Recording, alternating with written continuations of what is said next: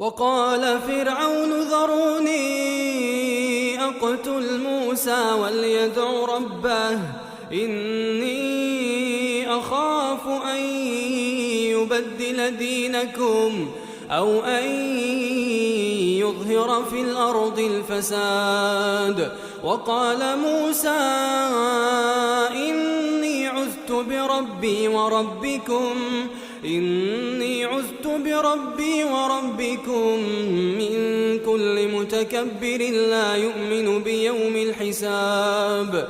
وقال رجل مؤمن من آل فرعون يكتم إيمانه أتقتلون رجلا أن يقول ربي الله